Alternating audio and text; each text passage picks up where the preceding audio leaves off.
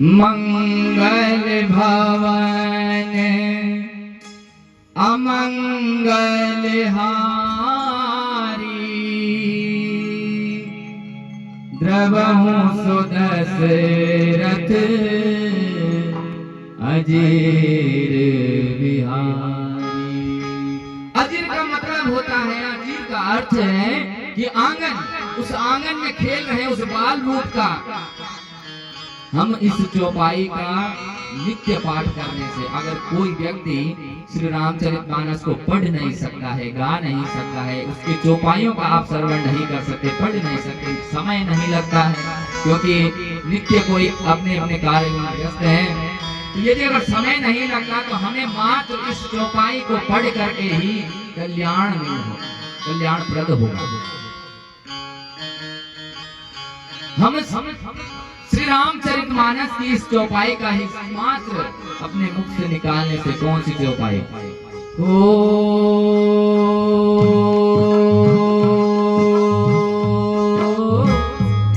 मंगल भवन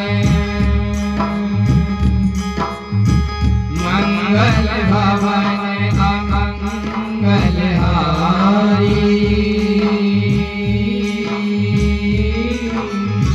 द्रवहु सुदशरथ अजीर बिहारी।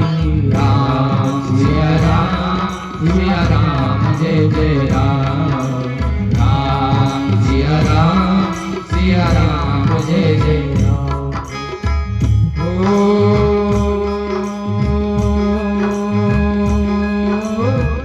मंगल भवन आप इसको बोलिए साथ में। यह वो चौपाई है जो हमें सदा सुखप्रद करने वाली है। इसमें लिखा हुआ है मंगल भवन अमंगल हारी और दरबार दशरथ अजीर बिहारी। उस बाल रूप का हमें गुणगान करना होगा जो दशरथ जी के आंगन में विचर कर रहे हैं। दरबार दशरथ अजीर बिहारी, अजीर मतलब का अर्थ है आंगन। उनके आंगन में विचर कर रहे हैं, वो उनके आंगन में खेल रहे हैं जो मंगलों को करने वाले हैं। और पार्वती भी यही प्रश्न पूछ रही है, महादेव मुझे कौन से नाम को लेने में आनंद आएगा? तो भगवान शंकर यही तो कह रहे हैं, बंदाओ बाल रूप सोई राम,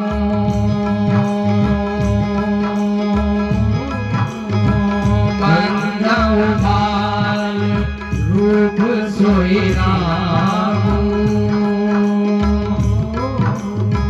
सब सिद्धि सुलभ जपत जिसि नाम।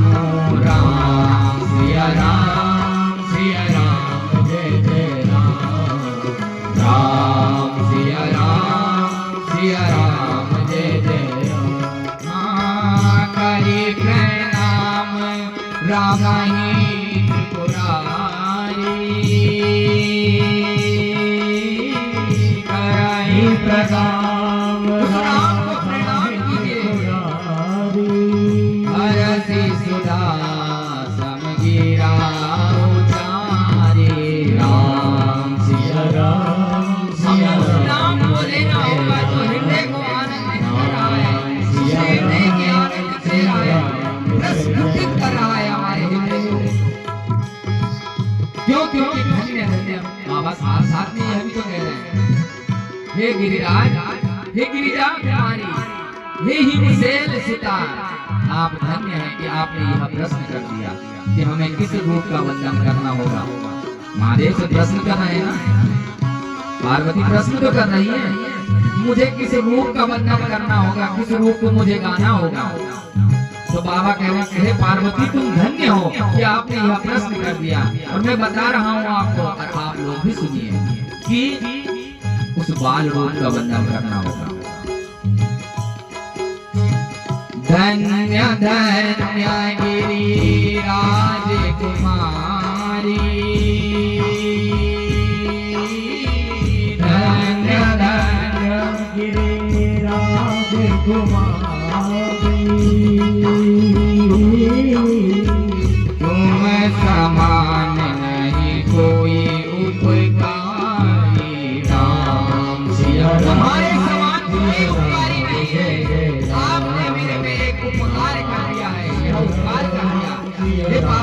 हे गिरिराज कुमारी, तुमने मेरे पे यह उपकार कर दिया कि आपने यह प्रश्न पूछा कि मुझे किसी रूप का वंदन करना होगा।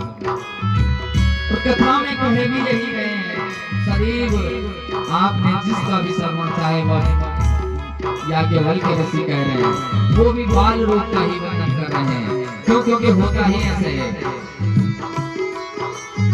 हम किसी छोटे बच्चे को देखेंगे कितना प्यारा होता है, चाहे वह किसी भी जानवर का हो या किसी भी व्यक्ति। हम आम मनुष्य के बच्चों को तो देख करके आनंदित होते ही हैं, लेकिन कोई पशु का भी छोटा सा बच्चा होगा, उसको देख करके आनंद आता है। गाय का छोटा बछड़ा होता है, बच्चिया होती है, कितना आनंदित हो जाते हैं, सब उस पर छुट जाते हैं। एक ऐसा आलिंगन हो जाता है कि हमें उससे अगाध प्रेम होता है, अंदर से एक ऐसी ऊर्जा निकलती है कि हमें उसे प्रेम करना होता है, अंदर से ही प्रेम निकल जाता है। तो वही प्रेम बता रहे हैं, महादेव भी तो यही कह रहे हैं, हे पार्वती तुम्हें बाल स्वरूप का बंधन करना होगा और तुम धन्य हो हे गिरिराज कुमारी, तुमसे छुटा तुम धन्य हो। तुमने यह प्रश्न पूछा क्यों? क्योंकि तुम्हारे समान उपकारी कोई नहीं, तुम समान नहीं कोई उपकारी।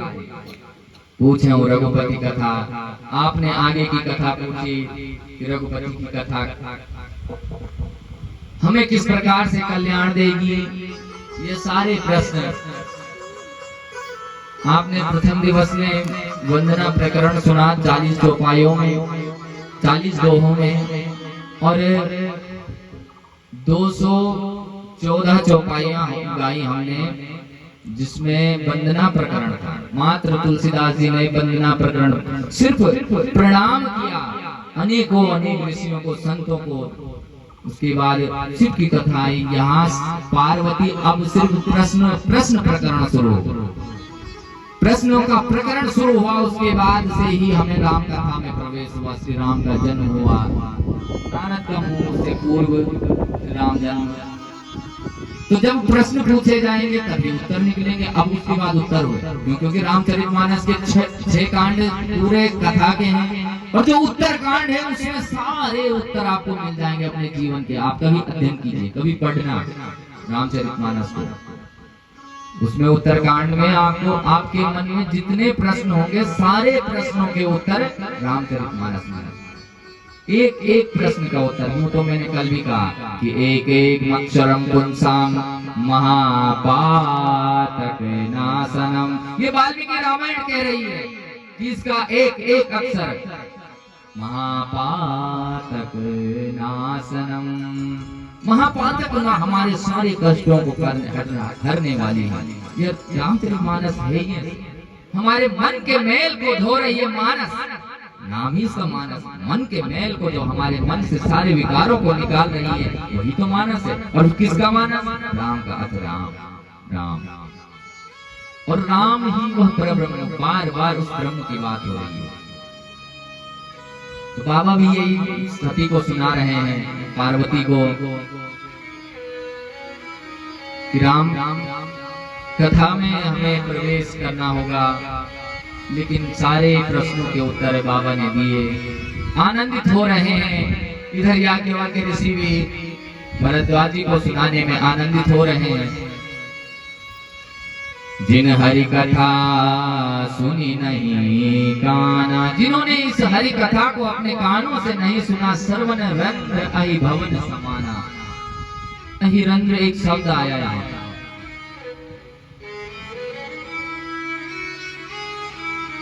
हमारे कानों को यदि हम सुनेंगे तो इसमें तो कई प्रकार की बातें आएंगी। कल भी मैंने एक बात कही कि जो बड़े होते हैं वो बड़े ही होते हैं। वो क्यों होते हैं? आखिर वह चुप रहे।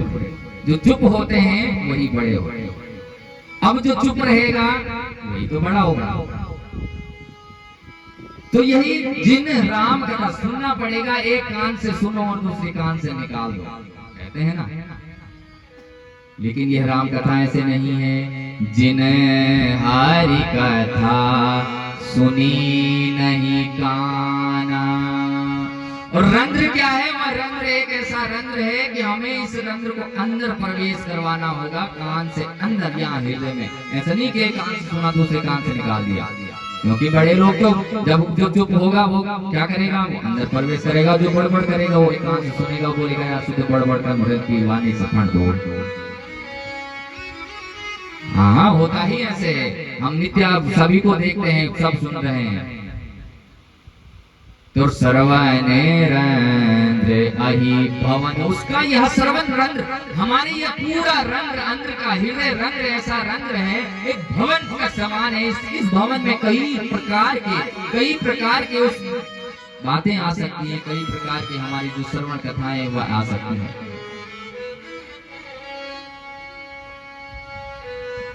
अहि रंध्र सांप के जो बिल के समान है, रंध्र सांप के बिल के, और सांप का बिल कितना बड़ा है यह पता नहीं। क्या आपको पता रहता है कि सांप का बिल कितना बड़ा है, कहां से वो सांप निकल रहा है? और आप अगर उस रंध्र में हाथ डालेंगे तो कुछ भी हो सकता है। तो जिसने इस हरि कथा को नहीं सुना, उसका हृदय, उसका भवन, ये उसके कान वह रंध्र के समान है, जिसमें हम हाथ डालेंगे तो क्या पता दूसरी ओर से निकल भी जाए हाथ। ऐसा भी तो हो सकता है। तो हमें उस अहिरंध्र को ऐसा बनाना पड़ेगा कि हमारे हृदय में वह राम नाम यहाँ से जाए और यहाँ पहुंचे, इस हृदय में पहुंचे वह राम नाम। उस राम कथा को हम अपने हृदय में विराजे, अपने हृदय पटल में उसका स्थान में। अब राम कथा क्या है बोला? राम कथा सुर धेनु सम सेवत सुखदान, सत समाज सुरलोक सब को न सुने असी जानी। श्री रामचंद्र जी की कथा कामधेनु के समान है। यह वह कामधेनु है कि जिसकी सेवा करने से सब सुखों को देने वाली होती है। इसकी अगर हमने सेवा भी कर ली, आप तो सुनने आ रहे हैं, लेकिन कई होते हैं कि यहाँ पर सेवा विभाग भी करते हैं। कोई झाड़ू लगा रहा है, कोई कुर्सियों को लगा रहा है, कोई टेंट लगा रहा है, कोई कुछ कर रहा है, कोई यहाँ पर सुबह का पूजन करवा रहा है, कोई यहाँ पर पंडितों को भोजन दिमा रहा है, कोई कुछ कर रहा है। तो सेवा तो रामचरित की है, कोई इस रामचरित के बंधन कर रहा है, कोई पूजन करवा रहा है। तो यही तो राम कथा है। यह उस सुरधेनु के समान है, यह हमें वह दूध देती है। सत समाज सुर लोक सब कौन सुने असी जानी। कि देवता लोग भी इसको सुन रहे हैं। हम क्या हैं? हम देवता लोग भी तो इसका श्रवण कर रहे हैं। हम तो जीव मात्र हैं, हम तो सुन ही सकते हैं। हमने तो सामर्थ्य दे रखी है, परमात्मा ने हर प्रकार की सामर्थ्य हमारे पास दे रखी है। हम मात्र इसको सुनना पड़ेगा। क्यों? क्योंकि इसको कौन सुन रहा है? सत्य समाज सुरलोक सब। कौन नहीं सुनता? कौन सुने अस जान। इसको कौन नहीं सुन रहा है? सब सुन रहे हैं। राम कथा सुंदर करतारी,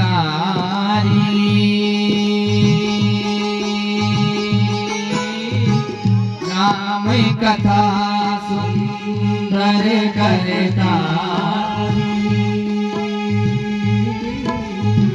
संशय विहग उड़ावनिहारी। राम सिया राम, सिया राम जय जय राम, राम सिया राम, सिया राम जय जय राम। श्री राम की कथा उस हाथ के सुंदर ताली के समान है। देखिए आपने अभी क्या किया, यह ध्वनि के लिए ये रामचरितमानस की बहुत चर्चित धुन है। हमने इसको कल से ही प्रारंभ किया, उसके पूर्व हम रागों पे ले जा रहे हैं, कभी हम कुछ राग गा रहे हैं, कभी कुछ, लेकिन कल से ही इस राग इस चौपाइयों को हम गा रहे हैं। तो उसमें क्या किया आपने, तुरंत जब हम क्या कह रहे हैं, राम सिया राम जय जय, देखो आपने ताली बजाई, यही तो ताली है या राम कथा। तो दोनों को एक कर रही है, दोनों पदों करतलों को एक कर रही है, वही तो राम कथा है जो सबको एक कर रही है। क्या आप सब एक नहीं हो इस समय, सब एक होकर के एक समान बैठे हुए हो। राम कथा हाथ की उस सुंदर ताली के समान है जो हमारे संदेह रूपी पक्षी को उड़ा देती है। हमारे अंदर एक संदेह रूपी पक्षी है, प्रत्येक के मन में एक संदेह रहता है कि आखिर कि लेकर वालो राम कथा संदेह हो ना, क्यों क्यों बैठे हुआ होता है, संदेह प्रत्येक के मन में होता है, उस संदेह को मिटाने वाली यह राम कथा है। कौन? राम कथा कली बिटप पुकारी, राम कथा कली बिटप पुकारी, सादर सुनो गिरिराज कुमारी, राम सिया राम। अच्छा, तो इसलिए हो रही है यह कथा कि हम राम का नाम लें, उसके गुणगान को करें, और जितना राम के नाम को लोगे आप, उतने ही आपके कष्टों का दमन होगा, कष्टों का हरण होगा। एक यह धुन एक ऐसी है कि यह हृदय पटल में जाकर के एक आनंदित करती है। शांता सुखाय तुलसी रघुनाथ गाथा, ये एक वह गाथा है जो हमारे अंतःकरण को शांत करती है, सुख दे देती है, और सुख है ही नहीं मन में तो जीवन का करना ही क्या। यदि अगर अंदर से आत्मा सुखी नहीं है तो जीवन निरर्थक है, यह हमारा जीवन व्यर्थ है। तो श्री राम की यह कथा भी यही है जो हमारे अंदर के जो संशय रूपी पक्षी है उसको उड़ा देती है। क्यों? जो राम कथा सुनने आएगा वही इस संशय रूपी पक्षी को उड़ाएगा, नहीं तो ऐसे नहीं होगा कि बाहर कह करके वहाँ राम कथा हो रही है, अजी हाँ राम कथा तो हमने बहुत सुनी है, क्या सुना है आपको, वाल पर मोदी तो वाल समाज, ऐसा कुछ नहीं है। यही तो जो इसको यहाँ आकर के सुनेगा वही इस पक्षी रूपी अपने हृदय से इस जो संशय रूपी पक्षी है उसको उड़ाएगा। क्या कह रहे हैं राम बाबा, तो यही कह रहे हैं, संशय विहग उड़ा बनिहारी, संशय विहग उड़ा, यह वह पक्षी है विहग उड़ा बनिहारी। हमारे अंदर संशय विहग, वह पक्षी विहग है, उसको उड़ा रहा है, उड़ा बनिहारी। और कौन? राम कथा सुंदर करतारी, राम कथा सुंदर करतारी, राम कथा कली बिटप कुठारी, राम कथा यह वह कुठार है, यह वह घातक है, हमारे हृदय को पहुंचाता है। सादर सुनो गिरिराज कुमारी, राम सिया राम जय जय राम, सिया राम जय जय राम। ओ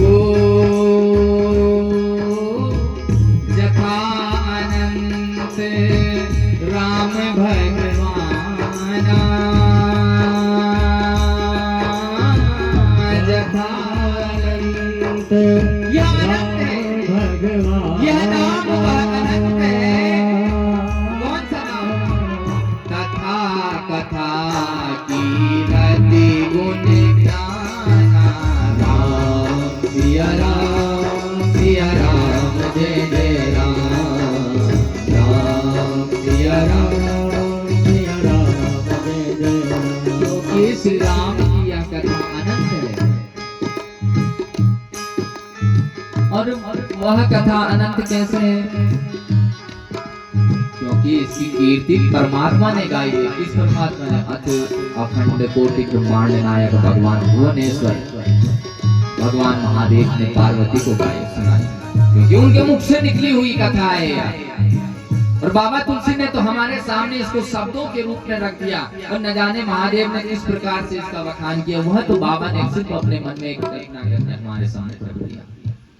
और याज्ञवल्क्य मुनि जी भी यही सुना रहे हैं भरद्वाज जी को, काकभूषुंडी भी यही सुना रहे हैं। और काकभूषुंडी तो अभी भी कलयुग में आप जाइए हिमालय की तलहटी में, वहां देखिए बाबा अभी भी कथा कर रहे हैं। हजारों कौवे वहां बैठे हुए हैं, और एक पक्षीराज वहां, हजारों गरुड़ रहते हैं और पक्षीराज काकभूषुंडी अभी भी वहां कथा कर रहे हैं। तो कलयुग का तो यह प्रभाव होता है। जैसे हमने कल कथा करी, किसकी कथा करी हमने कल? किसकी कथा सुनी आप लोगों ने कल? देखो आप लोग जैसे जैसे बढ़ते जाते हो, भीड़ होती जाती है, तो प्रश्नों का भी प्रकरण होता है। यूं तो श्रोता को प्रश्न पूछने चाहिए, लेकिन यहाँ से प्रश्न हमें पूछने पड़ते हैं आपको, क्योंकि कोई पता नहीं आपका कि आप ध्यान भी देते हो। किसकी कथा सुनी आपने कल? हाँ, महादेव की विचित्र बारात की कथा सुनी आपने। तो मैंने क्या कहा कि इस कलयुग में होता भी ऐसे। तो कल क्या हुआ कि यहाँ पर नंदी महाराज आ गए मंडप में, शाम को रात की बात किया कुछ नहीं उन्होंने ऐसे, क्यों? क्योंकि यह कलयुग है, उन्होंने हमें उनका अंश नहीं मिला होगा कहीं पर, तो किया भी उन्होंने सिर्फ रुद्र अंश उठाया उन्होंने, और अन्य कोई, हम जब सुबह यहाँ पे आए तो हमने कोई यहाँ पर कुछ नुकसान नहीं देखा, सिर्फ जो रुद्र अंश था यहाँ पर उन्होंने वही छेड़ा। देखो यह बहुत बड़ी बात होती है कि यहाँ पर नंदी महाराज, हमारे गांव में 2 नंदी घूम रहे हैं, तो वो एक नंदी हमने बाढ़ भी कर दी थी रात को, लेकिन फिर भी वह यहाँ आए। और भाई यहाँ रहते हैं जो साउंड वाले भाई हैं, उनको 3 बजे नींद पड़ गई। अब 3 बजे वो याद रात यहाँ पे, नुकसान कुछ नहीं किया उन्होंने, सिर्फ अपने हिस्से का वो अभी भी वहां पे रखा हुआ है, वो खाया उन्होंने जितना खाना था, और यहाँ पर का रुद्र अंश ले गए। बाकी और अन्य यहाँ पर विष्णु अंश है, ब्रह्मा अंश है और इंद्र अंश है, लेकिन उन्होंने सिर्फ रुद्र अंश सुबह हमने देखा। तो ये कलयुग की बात है, यहाँ कलयुग में होता है। और काकभूषुंडी जी भी यही बात कह रहे हैं कि अभी भी वहाँ कथा चल रही है, जो राम कथा हो रही है। काकभूषुंडी अभी भी कथा कह रहे हैं। पक्षीराज बताओ तो, पक्षीराज भी, पक्षी भी कथा कर रहे हैं, तो क्यों न नंदी आ जाए? ये भी तो बात होती है। सच्चे हृदय से अगर कोई कुछ कार्य कर रहा है तो परमात्मा भी उसका साथ होता है। ऐसा जरूर होता है, अवश्य होता है। ये हमने सार्थक देखी। तो यही तो राम कथा है। जथा अनंत राम भगवान, राम भगवान वह अनंत है जिनकी तथा कथा कीर्ति गुण नाना। इनकी कीर्ति को, कथा को, गुण का गान करने से हमारे समन दमन कष्ट, सब कष्टों का निवारण हो जाता है। यह वक्त तदपि श्रुता श्रुत जसी मति मोरी, कही हूँ देखी प्रीति अति तोरी।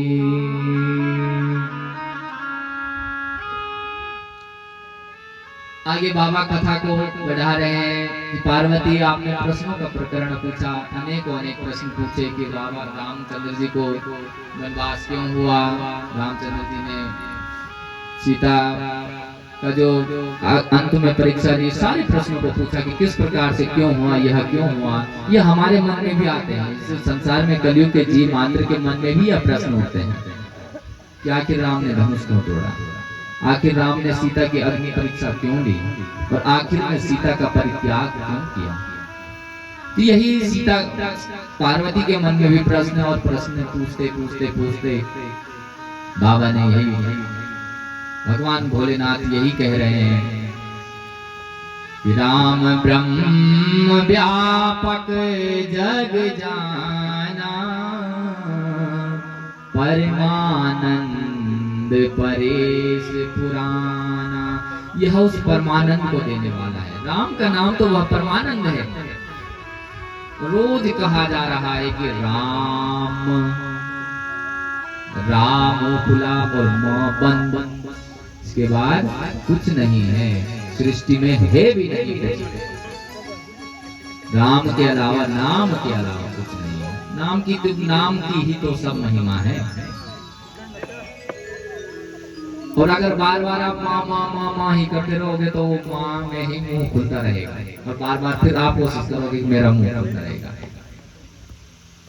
कर रहा है भाई, कोशिश कर रहा है। ये आज हमारे बीच कोटद्वार से भी कई भक्तजन यहाँ पे पहुंचे हुए हैं, सब सुंदर सी कथा को सुनने के लिए। वो भाई अभी माँ माँ माँ करने लगे। सबकी मेरी यहाँ से सब पे दृष्टि है, ये मत सोचना कि हम किसी को नहीं, सब एक एक व्यक्ति को देखा जा रहा है कि वो किस भाव से कथा को सुन रहा है और किस भाव से यहाँ कथा सुनने आए। बिल्कुल आप अपना भाव, परम भाव लेकर के आ रहे हैं, उनको अति प्रसन्नता हो रहा है। सब परम भाव से यहाँ पर राम कथा को सुन रहे हैं। और राम मैंने कहा बंद है तो बंद ही है, क्योंकि इसके बाद कुछ नहीं है। संपूर्ण सृष्टि जगत राम के बाद समाप्त है,